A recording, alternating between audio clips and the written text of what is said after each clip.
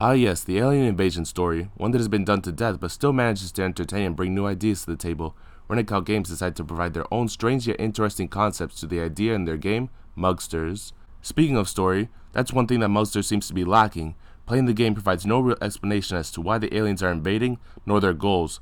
Honestly, I had only known it was about alien invasions and not a technological takeover after watching the trailers, as most of the enemies are different types of machines. It's a tad awkward that there is no story to be found, but I also think it allows for the players to come up with their own story to match their playstyle and point of view of the ongoing situation. The game opens up by throwing you into a main hub world with no real explanation on what to do, nor your main objective. After some wandering around and exploration, you'll soon find the level selector. There are a total of 24 levels, with a bonus level being unlocked after a certain requirement has been completed.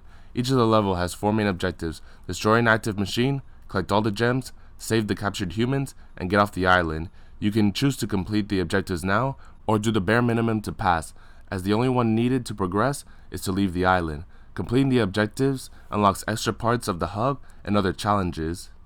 Each level provides a puzzle that the player must solve before they can complete the level. Mostly it involves defeating the enemies and navigating the terrain. Your character doesn't have much power to deal with the obstacles in your way, as they can only do a small punch. Thus you have to take care of situations by either acting like Bomberman and blowing everything up, or hijacking any of the abandoned vehicles sprawled across each level. However, reckless explosions and driving won't get you anywhere, so you'll have to make plans and set up traps to use your explosions and vehicles in the most effective way possible. The main issue I have with Mugsters is its overall lack of music. There are only a few small sound effects for the various transportations, enemies, and some environmental objects. The main menu also has a short song that plays in the background, but other than that, the game is without any type of music whatsoever. It made it difficult to immerse myself into the gameplay, as there's nothing to help immerse myself into the situations. As I was going through the early parts of the level, I felt that they had no real originality or creativity to them. However, this idea was completely flipped on its head when I started the later levels, as they had begun to include more creative and tougher puzzles and challenges for the player to solve. I found it odd to choose this method of level design, as it does give the idea that having lackluster starting levels, that the latter levels would be equally bland.